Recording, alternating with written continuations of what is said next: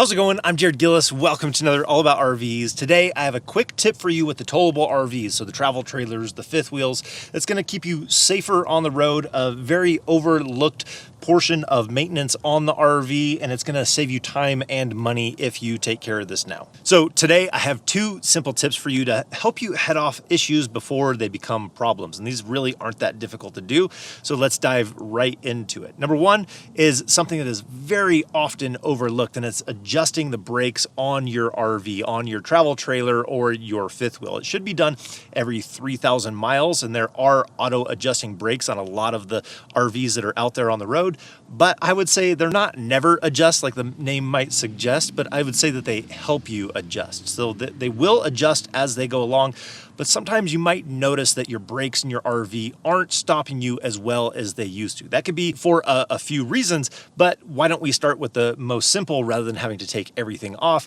I have the wheel off right now, but that's because I want to show you how to do this without having a bunch of obstructions in the way. You can do this with leaving the wheel on, and it's a really simple, you don't need too many specialty tools to be able to do this. Oftentimes you can even do it just with a screwdriver. So if we were to spin both of these, we take the one with the wheel and we spin it, we can see that it spins really easily. There's no resistance on there, and we don't really hear the brake shoes scraping that drum in there, which we should. And on this drum, when we spin it, we have the same thing. It spins very freely, and we need to have a little bit more ability to have those brake shoes attached to the drums. So what's happening is these brakes are adjusted too far in. So when you press the brakes and that magnet swings, those shoes need to contact that drum, and that's how your RV is going to stop, giving you the braking power to do that. But if they're adjusted too far in and they're not touching the outside of that drum, then you're not going to get much braking. But if we adjust them to where they're slightly out a little bit, they don't have as far of travel to get to that drum from the shoes, so that you're going to have better braking, it's going to be set up better, and it's going to be much safer on the road. So to get to that adjustment, it's on the back side of your brake assembly here. So on the back side, we have this little dust cover that we can reach in there and we can pop it off. You can just get a screwdriver behind it and pull that dust cover off and set it aside. We need to put this back in. I should have mentioned that we need to have this jacked up so that we can have that wheel spin freely to be able to make this adjustment. So then you get a screwdriver and you're gonna stick it in that slot. Sometimes there's two slots back there, and this cog that you're gonna be reaching for with the screwdriver is only gonna be behind one of those dust covers. For me, I couldn't get the screwdriver inside that slot because this trailer that we have here is sitting too low, so the angle just doesn't work. I can't reach what I need to inside of that brake assembly. So what you have here is a brake spoon. No, it's not for eating cereal. This has to be one of the worst spoons I've ever used. So it's made to have this funky little shape in there so that you can get in there and you can turn that cog up. Basically, that cog is going to be threading or unthreading the assembly in there so that you can have an adjustment further out or closer in, and that's what this tool is for. So we want to take that cog and we want to kind of flick it up, is what I kind of think of. As you're going up with that, you're going to be increasing the resistance on your drum brake. So what you want to do is you want to spin this cog until you can see that it's starting to give just a bit of resistance on that drum brake. If you have too much resistance and it's getting hard to spin the wheel, you've gone too far, you can then bring that cog down and it'll decrease the resistance, so that way you can hear it just kind of scraping along there, but not creating too much resistance that it's going to be drag for going down the road. So it's going to be kind of maximum ability to brake without having to have too much drag as you're going down the road. That's what we want, maximum braking and not too much resistance as we drive. Once you get it dialed in, you can put that dust cover back on and we're done with that brake assembly. We can lower it and we can do the other wheels around the RV. We want them all four to be the same around the RV so that you have equal braking on all of them. And like I said, you don't have to take the wheel off. You don't have to take the hub off. You don't have to do any of that. It's just that little dust cover in the back, and then that adjustment is accessible with a brake spoon or a screwdriver to be able to dial it in. This is something that you should do every 3,000 miles to be able to adjust your brakes as they wear down. You can adjust them so that you have proper braking in the RV. When you're out there on the road and you're wishing you had a little bit more braking power because somebody pulled out in front of you, you would rather have these properly adjusted than to find out that you're not ready for that when you get on the road. Just a little bonus tip. Did you know that when you get a new RV or you put new brakes on an RV, you should burnish those drum brakes in?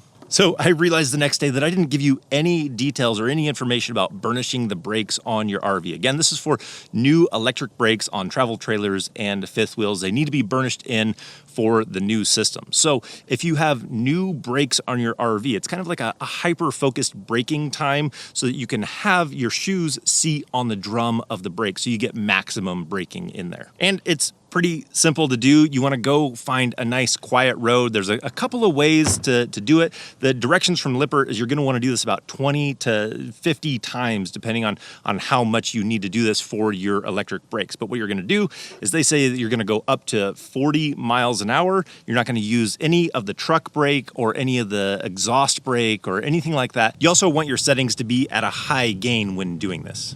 You just want to squeeze that trailer brake system inside of the truck so that you're applying only the electric brakes on the trailer and then slow it down to around 20 miles per hour. And you're going to do that probably around 20 times. You want to heat that thing up. They say even smoke coming from the drum is an okay thing. You're trying to heat this thing up and get those to seat properly. I've seen from other trailer shops, they don't do quite as high a speed and quite as many repetitive times, but you still want to heat that up so it seats properly and burnishes those pads. This isn't something that you do throughout the time of having your brakes. It's a break-in process for new brakes on the RV.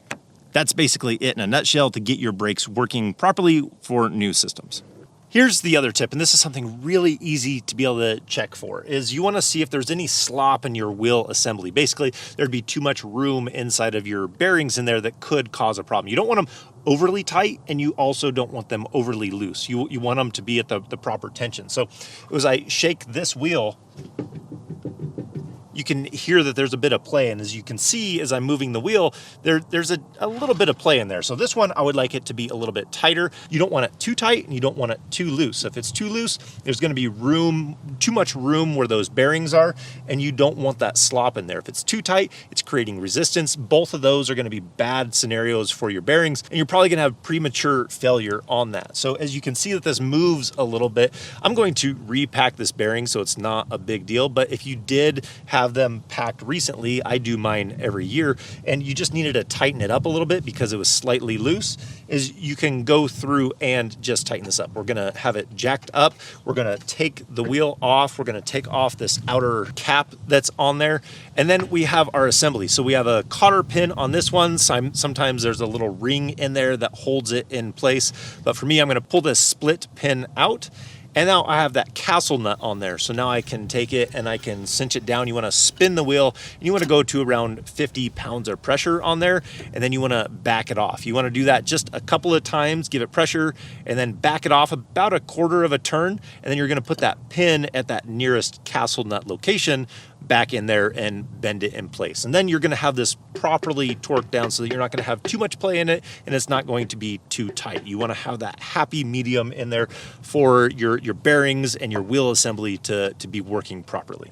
If you want to see the video that I've made on repacking the bearings and doing your wheel maintenance in there, I'll put a link down in the description to that video. I'll put a link down in the description to that spoon for being able to adjust the brakes if you need to get one to make it easier to access the back of the brake assembly. But really, these are a couple of tips that are just going to help you with your RV, know your equipment better, and have it operating at the optimal level so that you don't have any problems on the road. So I think that's going to do it for today. I hope these little tips help you out, help you get to those issues before they become problems so you can enjoy RVing even more. So like I said, that's going to do it for today. If you guys like this video, give it a thumbs up. If you want to see more videos about RVing, hit that subscribe button. If we don't see you on the road, hopefully we will. See you next video.